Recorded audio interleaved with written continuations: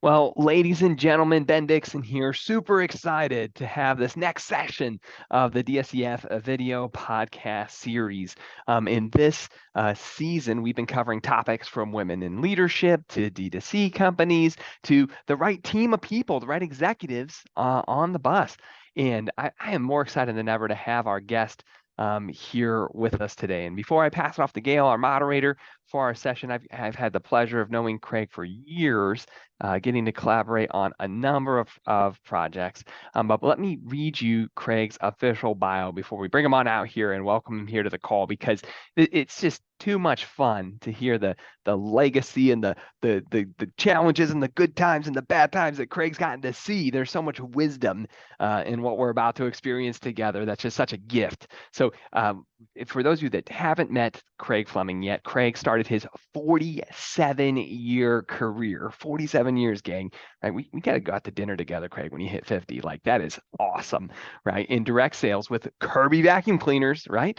And as a representative knocking on doors out in Lincoln, Nebraska, right? He was promoted to a divisional assistant, where he recruited over 10,000 people, ultimately building his own distributorship, right? He worked his way into the corporate office over 12 years, ultimately to oversee all sales training and distributor development worldwide, with executive stops at Fuller Brush, during Kindersley, right? National Motor Club, Entity Beauty, and then Melaleuca. He oversaw all recruiting and training activities, culminating in Inc. magazine's top 500 companies, while enrolling over 24,000 people monthly. So if you guys remember Melaleuca's big run in the 90s, Craig was the key member of that team, right? He left Melaleuca in 96 to become chairman and CEO of Media Arts Group, and was traded on the NYSE, building the largest art publishing business in the world around the artist Thomas Kincaid. Man, I can remember putting Thomas Kincaid puzzles together in the 90s and 2000s. That was you, Craig. Oh my gosh. I actually still have those. This is too good. Craig appeared in the CBS television's 60 Minutes with Morley Safer, and he's the founder and CEO of Direct Selling Experts, Inc., a global executive search and consulting firm that specializes in leadership identification. Their focus is direct sales, network marketing, MLM, party plans, social selling. And at Direct Sales Experts, they have spent a lifetime building relationships with the channel's strongest leaders. Many of the world's leading direct sales organizations seek advice and counsel on executive recruiting, leadership development, and succession planning from Craig and the team. Recently, along with his business partner, Terrell Tanstrom, helped publish their first book of its kind in direct selling, titled Launch Smart: How to Build a Direct Sales Company, and most recently launched their latest book on Amazon titled What to Do, Where to Go, and What to Say. I got a chance to read that book myself, and what a tool, Craig. I love that you've created tools that can just bless so many people's lives. So, Craig, thank you so much for being here today. It is just a treat to have you here. Thank you. I'm glad to be here, Ben. Well, let's jump right in for time. I mean, every time I get a chance to speak with Craig, Craig's working with someone in Europe or working with someone in Asia or working with someone in the U.S. He is Mr. Man all over the world. And so I'm just so grateful we had a few minutes to connect today. Now, these questions came from our panel inside of the DSEF. For those of you that are not yet members of the Direct Selling Executives Forum, it's a free invite-only community on LinkedIn and Facebook. We're mostly active on LinkedIn, gang, of direct selling executives that are sharing case studies and timely principles that are making a difference in people's lives. If you haven't yet gone to directselling-executives-forum.com, that'll take you right to the LinkedIn group. Definitely go and join, and that's how you get to participate in these panels and these speakers. And so the topics for this session is all about building that key team. So we're going to pass it to our moderator, Gail, and she'll lead us through. So Gail, go ahead, take it on. Thank you, Sir Ben. Welcome, Sir Craig. And again, welcome to everybody who's listening on the podcast or watching on live stream. Today's episode is all about locating key talent to thrive. And our first question, Sir Craig, is where do we start? What framework would you suggest companies keep in mind when they're building out their key executive team? Well, thank you, Gail, and thanks, Ben. Appreciate being on the call today. I think there are three main points that we want to consider. First thing is that you have to create an organizational chart. This helps the ownership to not only visualize the job function, but also to identify positions that need to be filled not only now, but then in the future. It also helps to eliminate the confusion throughout the whole organization on who's responsible for certain job functions. The second thing would be a well-written and thought out job description. See, most people think the job description is primarily for the person coming into the job, while in reality, it forces the management team to better articulate the roles and responsibilities for each area of the business. And believe me, I mean, getting 4 to 5 management team members to agree on anything, it's not an easy task. It's that process of give and take that really helps to define each role so that you don't have overlap and, really confusion. It also brings clarity to the entire organization. And then finally, the third point is the organizational chart helps a company define a decision-making tree. In other words, who has the responsibility and the authority to make certain decisions. When a company has this in place, it eliminates paralysis by analysis and allows the right executives to make decisions quickly. I always had a favorite saying was speed, accuracy, and attitude. And if you can get all those to work, that works pretty good. Yeah, I love what you're saying there, Craig. I think that so many folks, when they haven't grown a business to something new, like a level beyond what they've experienced before in the past, we kind of all go back to what we already know. And Sure. what you already know becomes your ceiling. And the reminders of those basics. I read a good book. We give lots of book recommendations on these video podcasts. If you haven't yet read Gino Wickman's book Traction out of Michigan, it's one I'd encourage people to read. When Craig talks about an organizational chart, Gino's taught for years the idea of an accountability chart. And I love that spin on what Craig's talking, because what Craig was saying, the same thing is like, hey, we got to be clear on the responsibilities. And what it allows you to do is it allows that leadership team to LMA, to lead, manage, and hold accountable the people below them in the chart for their specifics. And those principles have been game changing in companies that I've been a part of and serve on today, and have seen other clients change their world. And you have no idea the confusion you allow in an organization until someone comes from the outside. So amazing points, Craig. Great place to start is getting clear on what it is, even if the same person's sitting in 1 or 2 seats, or 3 or 4 seats in the beginning. That's good stuff. Yeah, and sometimes it's just getting everybody in alignment so that you're all kind of going in the same direction. So it's a great management discipline to have. We'll go back to you, Gail. So we talked about the organizational plan and how to start. Now, what are the elements that are must in the hiring process and the onboarding plan? Oh, that's good. Well, now that you've got an organizational chart, you've got a job description and a decision tree in place, you'll now need to develop a standardized series of questions that you can ask each candidate. See, if you ask each candidate different questions, how can you make a fair comparison? So the biggest reason people ask different questions to each candidate is they're usually just not prepared. So this causes poor hires and high turnover, something that most people try to eliminate. That is such a good point. And I've heard all kinds of numbers of like the expense of hiring the wrong person versus just taking your time to get the right one, or working with professionals to get the right one up front, gang. It's worth every penny. You think of the energy and the opportunity cost on the business of rushing the hiring process, or just thinking you need to get a body in a seat and not doing the proper preparation.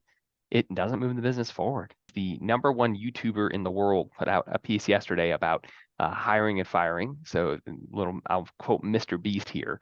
Mr. Beast said, if you can't imagine them in your organization in the next 10 years, why are you holding them back from what's best for them? And most people haven't put the thought into, is this person really someone that could be a long gamer with us here at the company? Can this be a long time hire for us?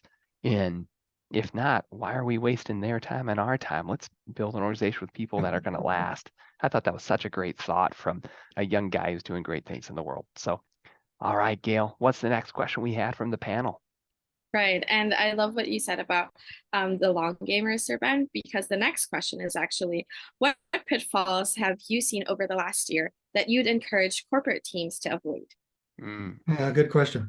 So I guess the first thing, don't let one person do all the interviews. Make it a company policy that each new hire must be interviewed a minimum of 3 times, preferably by the person that they're going to report to, then that person's boss, the HR manager, or if the owner is available, and depending on the size of the company, have the owner interview them.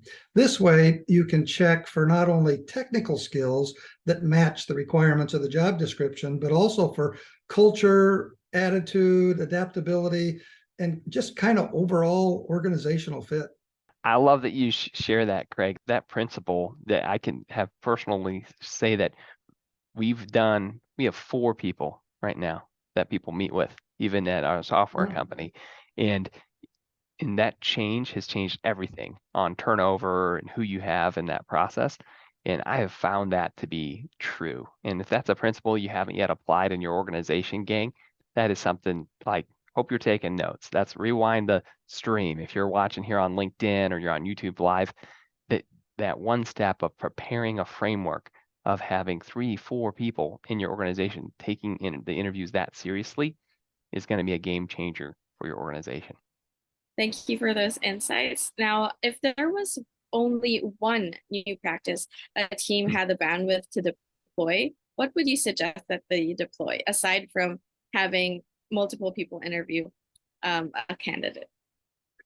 Well, I guess my first suggestion would be to hire an executive search firm that can quickly, kind of source and identify and qualify the candidates, and let them do all the heavy lifting for you and the pre-screening. This way you're not wasting time with your current staff doing tasks that they're probably not really equipped to do very well. At our company, at Direct Sales Experts, we have a database of over 50,000 direct selling executives from all over the world that we can access within minutes. So this saves management teams time and energy and effort, and really helps to kind of focus in on getting the job done very efficiently.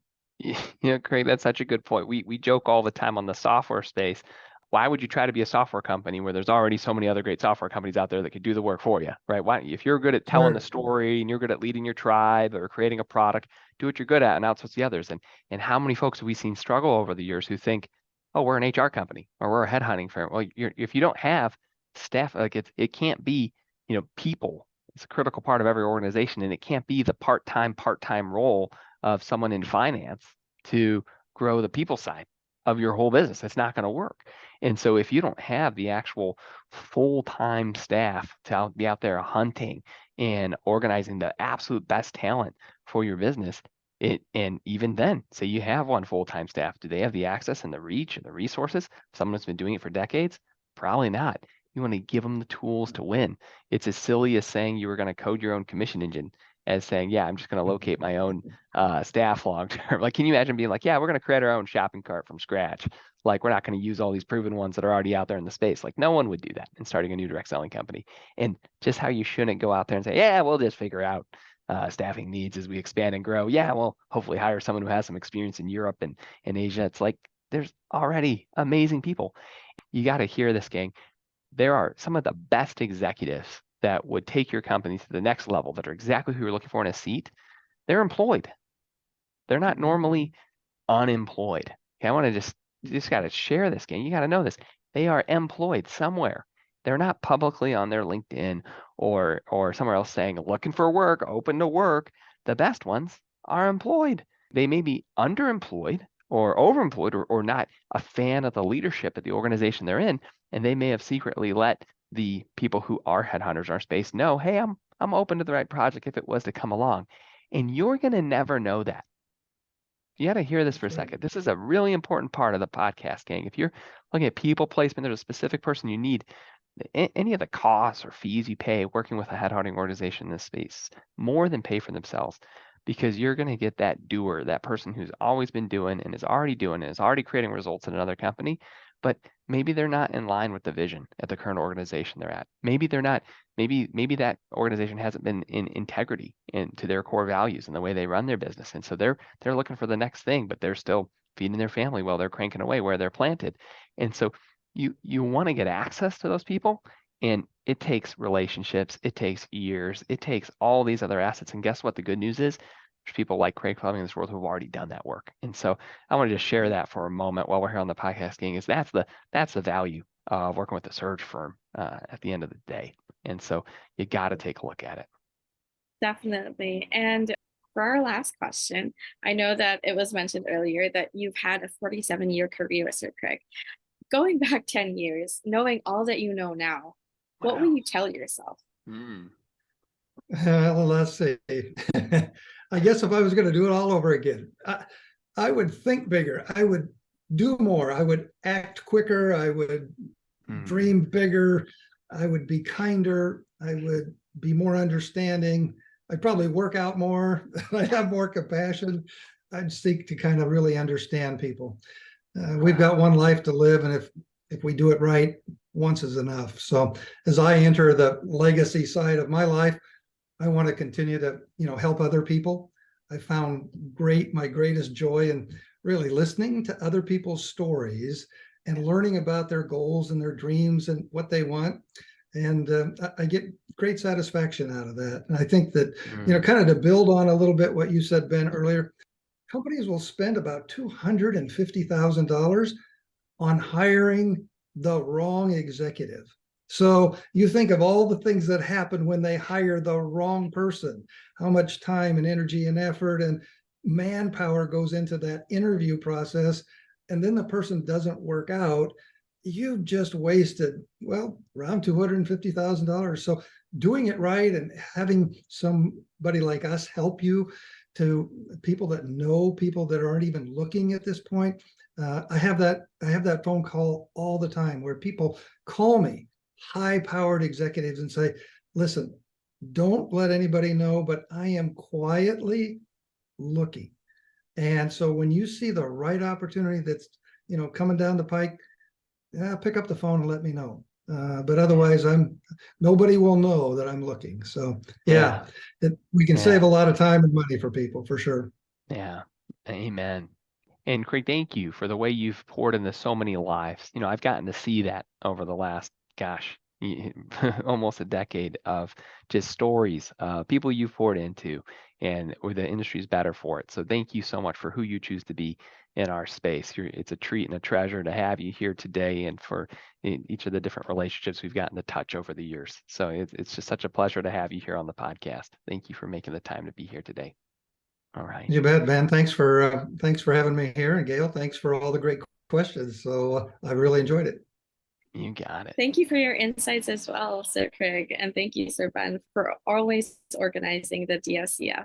I'm sure everybody learns a lot, and there were so many insights today. All right, gang. For those of you that are watching on the YouTube Live or the LinkedIn Live and you haven't yet plugged into the community, I invite you to apply. It's free. Join us on LinkedIn. That's where we're crazy active, and apply as an executive.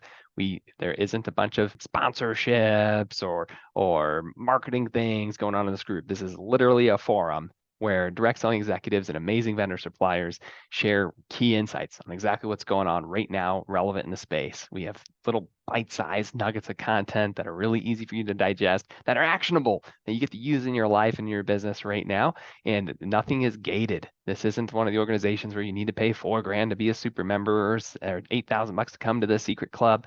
None of that stuff is there. It's truly a free organization where wonderful people are coming and sharing their thoughts. Our next session coming up has an amazing guest speaker as well. So if you're not subscribed yet to the podcast, whether you're on Spotify, Anchor FM, Apple Podcasts, please do subscribe, because you're not going to want to miss what we have coming up for you next. Craig, it was an absolute pleasure having you here today. Thank you so much for being on. Gail, thank you for hosting and moderating as always. Have an amazing week, everybody. We'll see you soon. Bye for now.